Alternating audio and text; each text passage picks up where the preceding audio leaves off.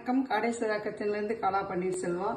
இன்னைக்கு நம்ம நீர் பூசணிக்காய் வச்சு மோர் குழம்பு எப்படி பண்ணலான்னு பார்க்கலாம். அதுக்கு நீர் பூசணிக்காய் பாருங்கள், இந்த மாதிரி சின்ன சின்னதாக கட் பண்ணி வச்சுருக்கிறேன். அரைக்கிறதுக்கு துவரம்பருப்பு ஒரு 3 ஸ்பூன், கொஞ்சமாக தேங்காய், 1 ஸ்பூன் மல்லி, 1 ஸ்பூன் ஜீரகம், ஒரு 10 மிளகு, வரமிளகாய் அவங்கவுங்க காரத்துக்கு தகுந்த மாதிரி, பூண்டு 4 பல், இஞ்சி ஒரு துண்டு. தாளிக்கிறதுக்கு வெங்காயம் கொஞ்சம் கட் பண்ணி வச்சிருக்கிறேன், பச்சை மிளகா கருவேப்பிலை எடுத்து வச்சிருக்கிறேன். இப்போ நாம் இந்த நீர் பூசணிக்காயை குக்கரில் போட்டு ஒரு 2 விசில் விட்டு எடுத்துக்குவோம். குக்கர் வச்சுட்டேன்.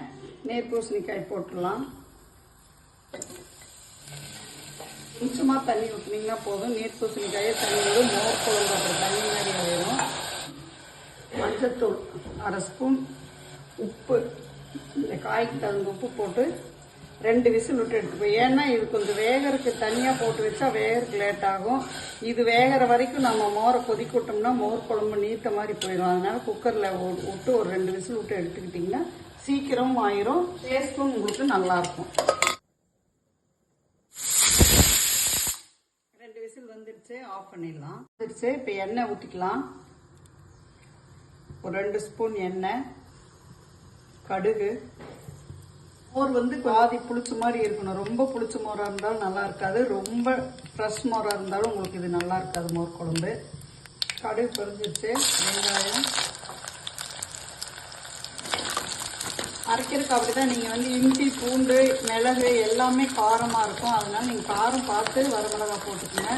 எல்லாமே பச்சையாக அரைக்கிறதுனால உங்களுக்கு கொஞ்சம் காரம் ஜாஸ்தி இருக்கிற மாதிரி போயிடும். ஒரு காய் வெந்துருச்சு. தண்ணி பார்த்தீங்களா எவ்வளோ தண்ணி விட்டுருச்சுன்னா.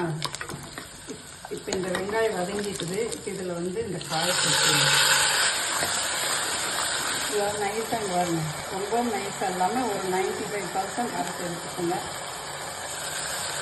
இதுக்கு வெறும் துவரம்பருப்பு மட்டும் போதும், மற்ற எதுவும் சேர்க்க வேண்டாம்னா. அப்படி வேணும்னா கொஞ்சம் பாசிப்பயிறு வேணால் நீங்கள் சேர்த்துக்கலாம். வதங்கிட்டு மோரை வடித்து சேர்த்துடலாம்.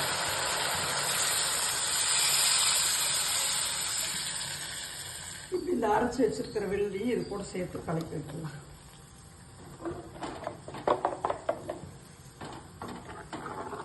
காய் வேகும்போது மட்டும்தான் உப்பு போட்டுருக்குறோம்.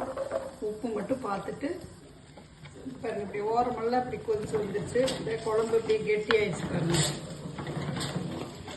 பார்த்தீங்களா? இது நீங்கள் இன்னும் தண்ணி வேணும், இன்னும் கூட கொஞ்சம் தண்ணி ஊற்றிக்கலாம். அவ்வளோதான், அடுப்பு ஆஃப் பண்ணிடலாம். நம்ம மோர் குழம்பு ரெடி ஆயிடுச்சு.